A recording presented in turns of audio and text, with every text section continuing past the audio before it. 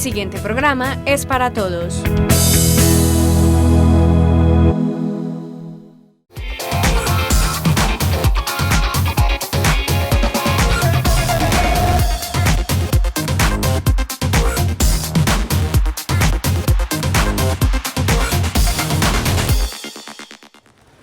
En conmemoración al Día de los Idiomas, la Institución Educativa San Juan de los Andes realizó una conmemoración a las obras del escritor e historiador Gustavo Zapata, cuyo acto central fue un conversatorio sobre su última investigación y publicación Entre Minas y Caminos.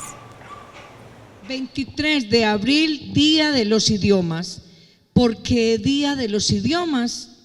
Nuestros historiadores decidieron hablar del Día de las Independencias por una razón muy sencilla.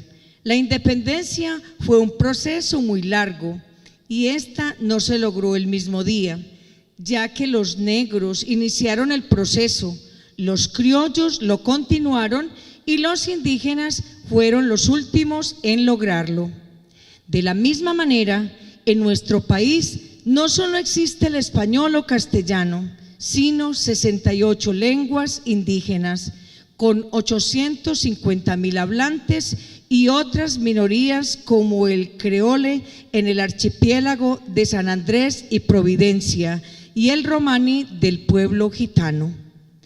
El día 23 de abril va unido a reconocer el idioma español en la figura de Miguel de Cervantes Saavedra, fallecido un 23 de abril de 1616 y autor de la famosa obra El ingenioso hidalgo Don Quijote de la Mancha.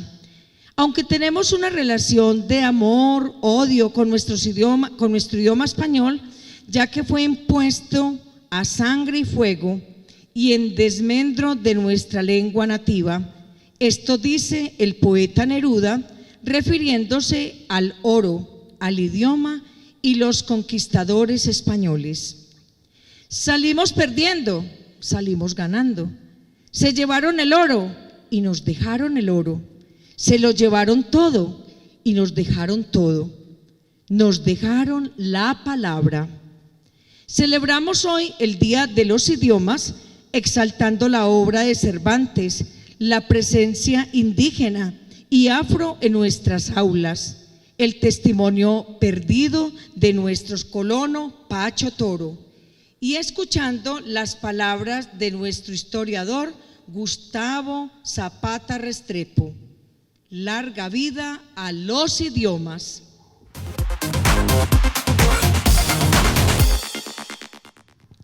En la Semana de los Idiomas, la Institución Educativa San Juan de los Andes rinde un homenaje al escritor andino Gustavo Alberto Zapata Restrepo, recorriendo sus obras hasta la más reciente publicación.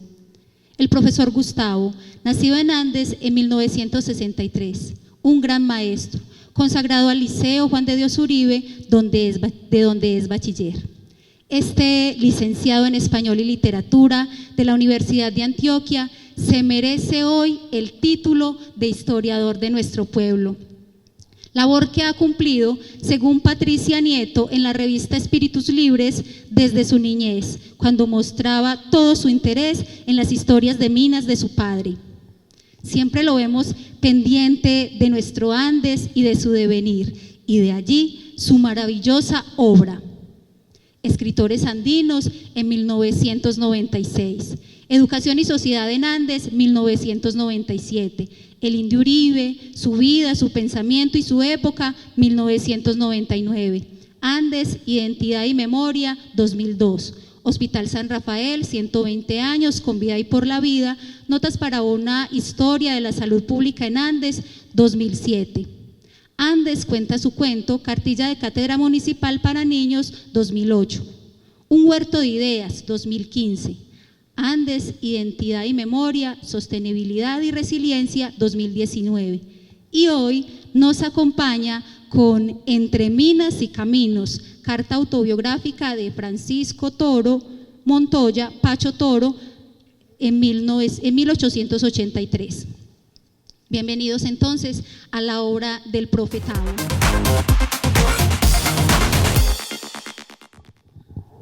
Parecía un río caudaloso, que arrastraba piedras más grandes que una casa y hacía un ruido tan grande y espantoso que se oía desde Anorí, a pesar de haber una lengua de distancia.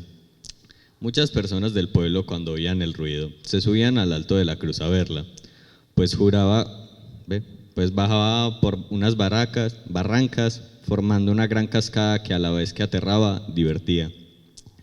El 14 de marzo de ese año, fecha terrible que jamás se borrará de mi memoria. Hace hoy 50 años, medio siglo cumplido, y la tengo tan presente como si hubiera sido ayer. Mandó mi padre a los peones a soltar la bomba. Él cogió un recatón y se puso a ayudarles. Se zafó un terreno en el que estaba parado y lo cogió ese diluvio de agua. Lodo y piedras lo arrastraron por los altos de más de 40 varas, de la altura desde el río Anorí, en donde lo encontraron en pedazos los peones que lo vieron caer. Yo no estaba presente, pero así me lo referían las personas que lo presenciaron.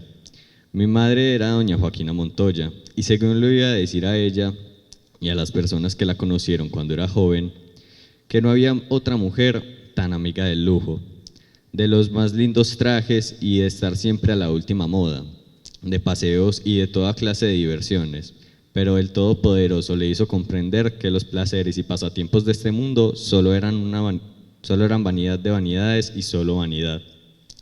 Y los trajes lindos con que se adornaba los cambió por un hábito de fula, y el hermoso cinturón por un hermoso cordón de lazo de cabuya. ¿Cuántos de ustedes irán a seguir a partir de hoy, de lo que escuchemos, de las experiencias de nuestro escritor? ¿Y en cuántos de ustedes van a hacer esa semilla de seguir esa tarea que hoy tiene nuestro escritor Gustavo? Esperamos que la vida nos dé muchos años para saber cuántos de ustedes también van a ser unos ilustres escritores andinos.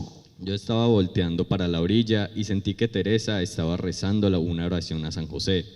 Iba a voltearme para el rincón. Apenas había dado media vuelta, pues de espaldas, cuando sentí un traquido y corrí a abrazar a mi Teresa, y lo que encontré fue un raicero. Me paré y lo que tentaba por todas partes era lodo, raíces y piedras.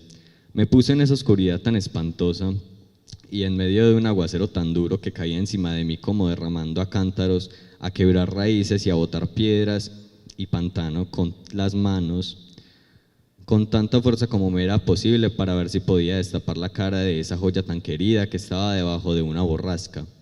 Mis hijitos Juan Manuel, Susana, Florentina y Teresa estaban durmiendo en otra pieza. Con el ruido despertaron los angelitos y se vinieron por entre el lodazal, hasta que llegaron hasta donde estaba yo y se prendieron de mis piernas. Dios mío, qué dolor. Los cogí a todos cuatro y los saqué para el corredor. Grité a las cocineras que me trajeran en que encender una vela y volví a botar raíz y piedra con tanta fuerza que se me pelaron las manos. La cocinera se llevó un tizón, prendió una vela, vio lo que yo estaba haciendo, dio un grito, tiró la vela que por fortuna quedó encendida y salió gritando. Yo seguí buscando la cara de mi Teresa, pero en balde porque no la encontraba.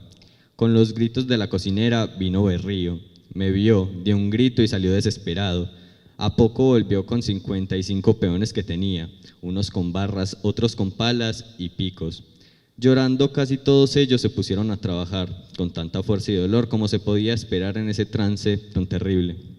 Yo les decía, no se desesperen, trabajen con cuidado para ver si Dios nos ayuda a salvar a esos seres tan queridos para mí.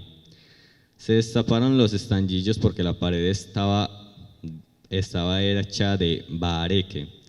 Con la fuerza de todos esos hombres levantaron la pared, descubrieron a mi Teresa. Ese pedazo de mi corazón lo cogí en mis brazos.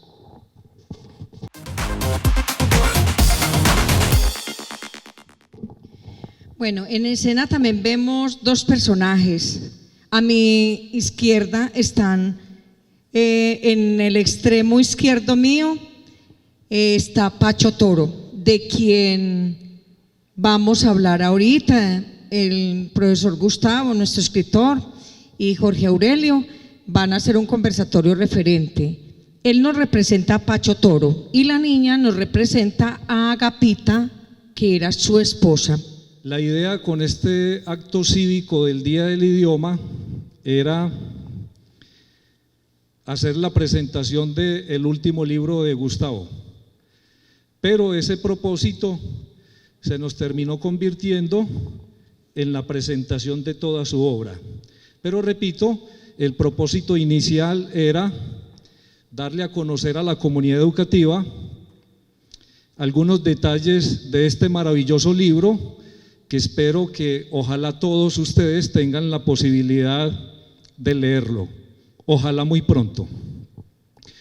Gustavo, a través de múltiples tintos en las mesitas del Nevado y del Acoquino y del Guaticamá, durante muchísimos años fui testigo presencial de el encarrete que usted tuvo cuando recibió unos manuscritos, los manuscritos que creíamos que eran los originales. Entonces quiero iniciar por el principio y que nos cuente de manera muy breve, porque hay muchas preguntitas para hacer hoy. ¿Cómo recibe usted ese primer manuscrito? Y que nos dé detalles de qué pasó a partir de ahí. Ok, Jorge, muy buenas tardes a todos. Empiezo por agradecerle a la institución educativa San Juan de los Andes, a mis queridos compañeros del área de lenguaje y a ustedes jóvenes que están presentes. De verdad que esto me emociona bastante, no por mí, de verdad, yo he sido solamente un mediador para que estas generaciones conozcan este hermoso territorio en el que hemos crecido y del que aprendemos permanentemente. Ya lo dijo el profesor Jorge Aurelio, cuando uno como historiador o interesado por la cultura de un municipio descubre un manuscrito, la emoción es muy grande y esa emoción hay que compartirla. Entonces Jorge Aurelio y algunos de mis amigos, Claudia, fueron víctimas de esa emoción mía desbordada, porque estaba descubriendo de primera mano el testimonio de una vida difícil y complicada que fue la de don Francisco Toro Montoya, minero, agricultor y sobre todo uno de los primeros personajes que abrieron camino y que abrieron monte para que aquí se creara una pequeña aldea. Entonces, de primerísima mano, está leyendo esa historia, es muy, muy emocionante, la verdad. Y esos documentos no pueden quedarse traspapelados o guardados en el baúl de las abuelas. Lo tuve guardado mucho tiempo, hubo casi una posibilidad casi inmediata de publicarlo. Me lo regaló un señor de una familia andina, que sabía pues que yo andaba en este cuento de la búsqueda histórica, me prestó el documento con la clarísima condición de que no fuera a fotocopiarlo, porque supuestamente era un documento familiar.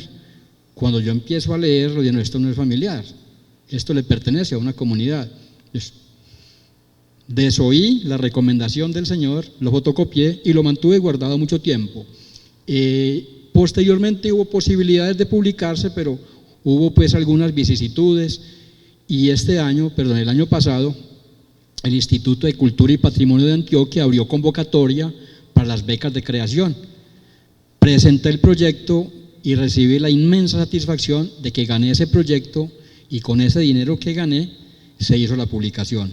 Entonces, de todos los libros que se han publicado, este es de los que más me emociona porque es una narración muy, muy interesante, porque es un hombre sencillo. Es decir, Francisco Toro Montoya no es un escritor encumbrado, fue un hombre que en algún momento de melancolía y de tristeza, en una mina de Anorí, Antioquia, cogió una pluma, que era lo que se empleaba en la época, y le escribió una carta a su querida esposa Agapita Arango, en la que le contó su vida. Entonces no es un gran escritor, pero, y él lo dice, me van a disculpar quienes lean estas mal compuestas palabras, porque no tuve la oportunidad de conocer la ortografía ni la gramática ni por el forro, dice él. Sin embargo, es un narrador maravilloso, con el lenguaje coloquial de la época, y nos regala un texto que lo disfrutan los niños, los adultos y los investigadores sociales e historiadores, porque tiene interés para todos. Esa es más o menos, en síntesis, Jorge Aurelio, la historia del documento. Una pregunta muy corta. Los que hemos leído el libro sabemos por qué, pero quienes tal vez no, ¿por qué el libro se llama Entre Minas y Caminos? Jorge, son dos palabras que combinan y definen la vida de don Francisco Toro Montoya Pacho Toro. Anduvo entre minas, porque fue minero probadísimo y experto. Estos hombres olían el oro y sabían dónde había vetas de oro y por ahí se iban. Y además transitó caminos y abrió caminos. Yo le cuento a alguien, por ejemplo, que los andinos se demoraban 3 días para llegar a Medellín. Caramba, ¿y por qué? Sí, que eran caminos largos, difíciles, y además de transitar caminos ya abiertos, abrían caminos. Incluso ahorita, si me da tiempo, les comparto un fragmento en el que él, abriendo un camino por las selvas de la cordillera occidental, con límites en Tapartó, se extravía y se pierde. Entonces, la vida de Francisco Toro Montoya, Jorge Aurelio, fue esa: anduvo entre minas y caminos. ¿Qué tan distante era Anorí de Andes? Siglo XIX. Claro, de Andes a Medellín 3 días y de Medellín a Anorí 9 días. O sea que de aquí hasta Anorí iban peones a llevarle información a Pacho Toro, se demoraban 15 días, dependiendo del clima. Si había invierno se demoraban hasta 20 días. Era difícil, la vida era complicadísima. Sin embargo, esta gente no se quejaba. Era gente de una vitalidad impresionante. Era el alma del antioqueño, que ha sido muy esforzado. Gustavo, hay un trabajo silencioso, invisible que usted ha hecho, y han sido las múltiples semanas y meses que durante más de 20 años usted ha dedicado a visitar muchísimos archivos. Quiero que me mencione solo 2 archivos que usted considera que son fundamentales para las citas que aparecen en este libro. 2 archivos importantes. El de Andes, que por desgracia lo tenemos muy descuidadito, y si este municipio no corre a protegerlo, se nos va a perder y sería muy lamentable. Y el segundo fue el Archivo Histórico de Antioquia. El archivo de Andes está acá en la Ciudadela, en un edificio aparte, pero está pidiendo a gritos que no está al público porque todavía falta catalogarse. Y otro archivo fue el Archivo Histórico de Antioquia en Medellín. Ese está en Medellín, en el edificio de la Gobernación. No, perdón, en el Palacio de la Cultura. Y de verdad lo que dice Jorge es cierto. Cuando yo empiezo a descorrer el velo de historia y a mirar la historia escrita a través de archivos, yo pues les confieso que soy muy emotivo. Me la pasaba el día entero, semanas y meses de obsesión mirando papeles viejos, incluso a riesgo de contaminarme porque son documentos que están cargados de polvo y de hongos. Obviamente que hay que tener precaución, pero era una obsesión impresionante porque yo estaba descubriendo la historia distinta a la que nos habían contado. Y de nuevo, caramba, esto entonces hay que escribirlo, ¿cierto? Entonces eran jornadas muy agotadoras, pero compensaban la emoción de descubrir datos nuevos. Y además estaba descubriendo como el espíritu secreto de un pueblo, el alma oculta de un pueblo que no la habían ocultado por muchas razones. Entonces descubrí que Andes no lo hicieron 3 personas, ni 3 familias, sino que fue una colectividad de campesinos pobres y un éxodo de gentes que venían a estos territorios a sobrevivir, a tumbar monte, a sembrar maíz y frijol para sobrevivir. Entonces fueron campesinos muy pobres, después algunos lograron obtener mucha riqueza y se convirtieron algunos en capitalistas, otros no tanto. Muchos como yo provenimos de esas familias que llegaban a colonizar. Entonces es el espíritu colectivo de un pueblo, así lo llamaría yo, Jorge Aurelio. Gustavo, le hago 3 preguntas juntas. Usted en la página 18 dice, en la página 18 el texto dice, Pacho Toro, que mi mamá tenía un esclavo. Estamos hablando de Titiribí. Estamos hablando de la mitad del siglo XIX. Si se supone que se empieza a abolir la esclavitud en 1821, ¿por qué quedaban reductos de esclavitud a mediados del siglo? Jorge, la Constitución de 1821, liderada por José Félix de Restrepo, que era un humanista, determinó lo que se llamó la libertad de vientres. Es decir, no abolió radicalmente la esclavitud porque habían intereses económicos muy fuertes y habían esclavistas en el Cauca que incluso generaría una guerra civil si les quitaban los esclavos, porque era el modo de producción esclavista. Se da la libertad de vientres. ¿Qué significaba? Que los que nacieran de esclavos, cuando cumplieran los 18 años, adquirían la libertad. Ese es el caso de Isidro, el esclavo negro que tanto quería Pacho Toro. Dice, cuando Isidro recobró la libertad y se fue para Anorí, yo lloraba y lloraba detrás de él para que me llevara, ¿cierto? Es decir, era como si se fuera un hermano. Entonces, esa historia es muy linda y refleja también pues una época nefasta también en la historia nuestra, que es la de la esclavitud, que se abolió totalmente ya en 1851 en el gobierno del general José Hilario López. Gustavo, hay en el libro la mención dice en la página 85, Pacho Toro, yo vivía con mi familia en la posesión de la granja. Esa granja con G mayúscula se refiere a la granjaíta del Juan de Dios Uribe, ¿o era otra finca con ese nombre? Muy cercana coincidencialmente, muy cercana. Francisco Toro Montoya tuvo finca aquí por lo que hoy llamamos la Pradera, correcto.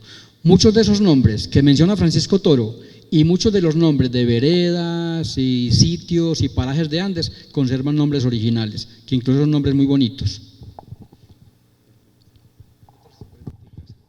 Dice Pacho Toro, quejándose, porque cuando conozcan el libro se van a enterar a profundidad, él era un hombre muy querido en Titiribí y en Anorí, y eso está reflejado en el texto. Pero hay un lamento, Gustavo, hay una queja del hombre que me impresionó mucho. Él en alguna parte final del texto dice que aquí en Andes no me tratan bien como me tratan en otros lugares. Algunas pistas de qué clase de tratamiento, si era familiar, político. Más bien político, Jorge, más bien político, porque cuando él se va a Anorí la familia está más bien pequeña, son tal vez jóvenes y adolescentes. Pero Francisco Toro Montoya fue víctima de los constantes conflictos civiles del siglo XIX, que eran conflictos arrasadores. Colombia es un país que lleva casi 200 años desangrándose. No terminamos una guerra y empezamos otra, ¿cierto? Entonces tenemos una historia muy, muy triste, muy complicada, muy difícil. Es la guerra de la intolerancia, la guerra de la persecución política. Y Francisco Toro Montoya, toda la práctica que lograba acumular de su trabajo honrado, la perdía en la guerra. Y entonces se mantenía en dificultades permanentes, dificultades económicas permanentes. Por eso dice, a mí en Andes, que incluso los hijos, tal cosa. Entonces deja abierta esa posibilidad de que es víctima total de las persecuciones políticas. Se perseguía al conservador por ser conservador y se perseguía al liberal por ser liberal. Es una cosa impresionante.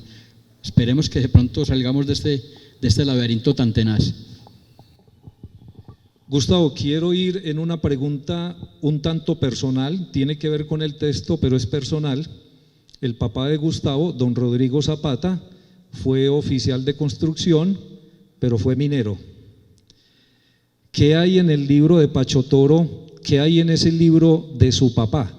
Expresiones lingüísticas, la relación con el oro, la forma de buscarlo, tratarlo. ¿Qué hay en este libro de su papá?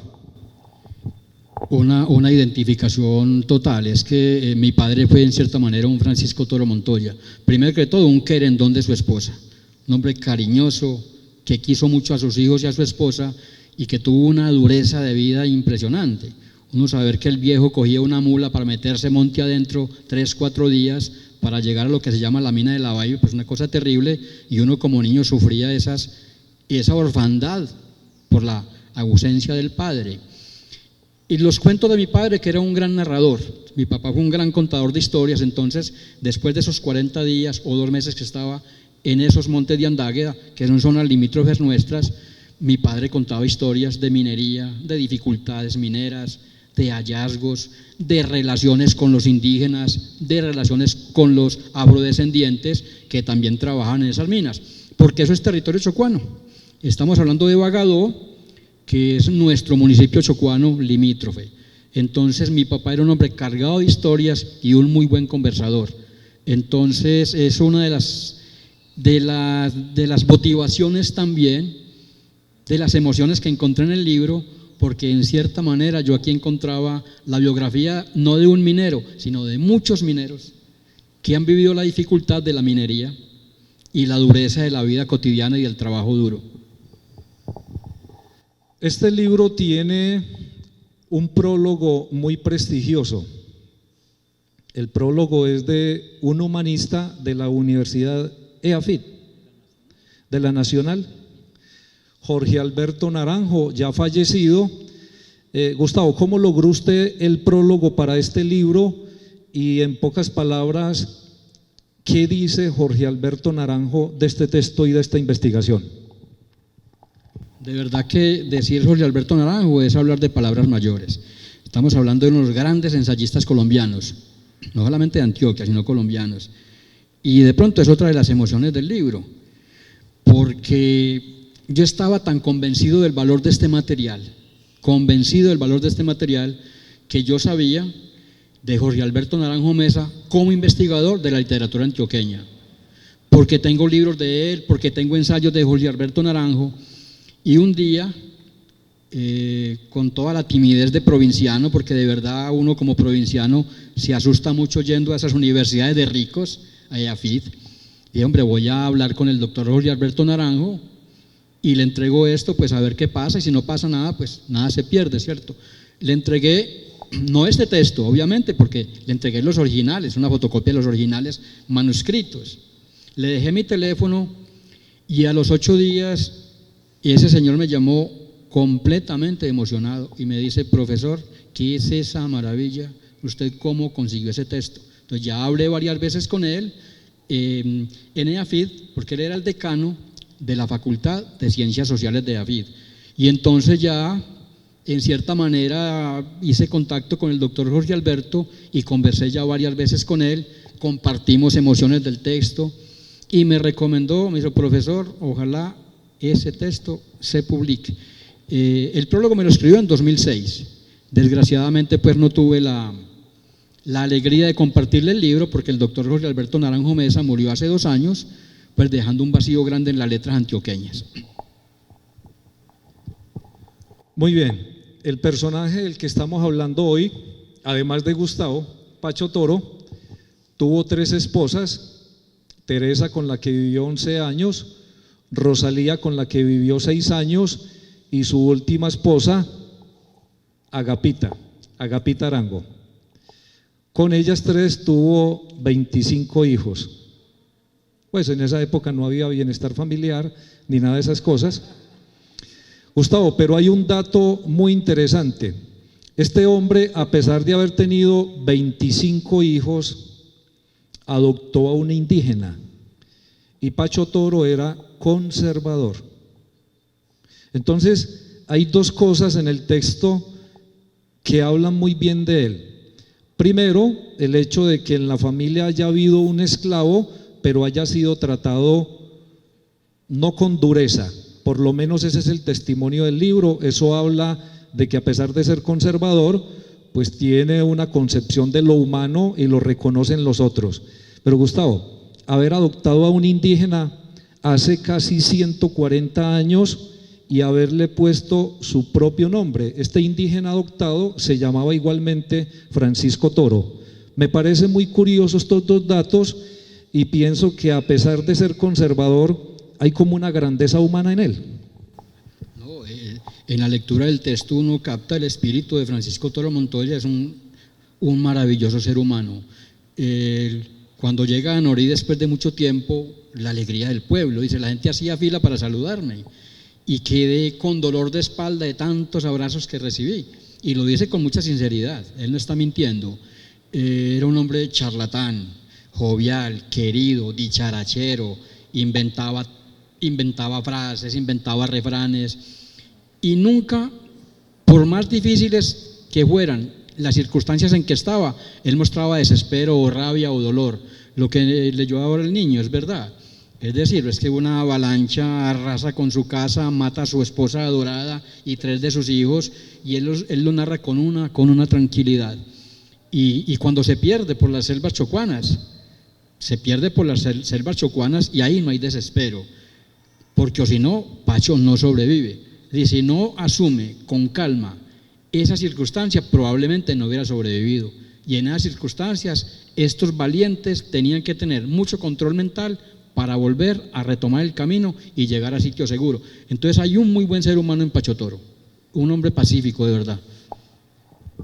Gustavo, agradecerle, pero unas palabritas finales. Pachotoro llega a Andes proveniente de Titiribí y llega literalmente con una mano adelante y otra detrás, más pobre que un carajo. ¿Cómo fue después la vida y qué alcances y triunfos tuvo en la vida Pachotoro? ¿Qué llegó a ser Pachotoro en Andes, Gustavo? Sí, Francisco Toro Montoya llegó a Andes en 1850. Mire que Andes se funda en 1852, él llega 2 años antes. Francisco Toro Montoya está en Titiribí. Imagínense las aldeas que eran estos pueblitos en esta época, eran unos pueblitos pequeñísimos donde la gente no tenía mayores medios de subsistencia. Se viene para Andes como guaquero, ir a buscar entierros indígenas. Esa era una labor también importante en su época que hoy cuestionaremos, ¿cierto? Porque los guaqueros destruyeron todo ese valor arqueológico antioqueño de esas tribus indígenas que hicieron obras de arte en oro y en barro, y los guaqueros destruyeron todo eso. Entonces él viene como guaquero, como dice Jorge Aurelio, con una mano adelante y otra atrás, en una extrema miseria. Saca aquí algunas argollitas, algunas narigueras, llega a Titiribí, se las entrega a su primera esposa Teresa, dice, se alegró mucho mi adorada Teresa. Ya luego empieza a venir más a Andes, Jorge, y en 1864, después de una guerra civil, se establece otra vez en Andes y es contador, es procurador municipal y es corregidor. Entonces, sí, un corregidor era el alcalde de la época porque Andes todavía no había adquirido la categoría de distrito, entonces eran corregidores, ¿cierto? Y llegó a ser corregidor y a ser un hombre que incluso tenía mucha habilidad para dirimir conflictos como procurador del distrito. Todo eso lo descubrí mirando todos estos papeles viejos de los archivos. Muy bien, para no alargar más esta conversación, agradecerle a Gustavo, a ustedes la paciencia. Esperamos que con estas preguntas y respuestas el propósito sea leer entre minas y caminos la carta que Pachotoro le envía a su esposa Agapita Arango y que 140 años después nos tiene aquí conversando.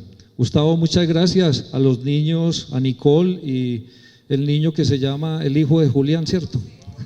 Juan José, agradecerle a los niños y sobre todo a Gustavo. Muchísimas gracias a todos. Hasta aquí especiales a UPAN. Desde la televisión de Los Andinos los invitamos para que lean la carta autobiográfica de Francisco Toro Montoya, Entre Minas y Caminos. Nos vemos en una próxima emisión.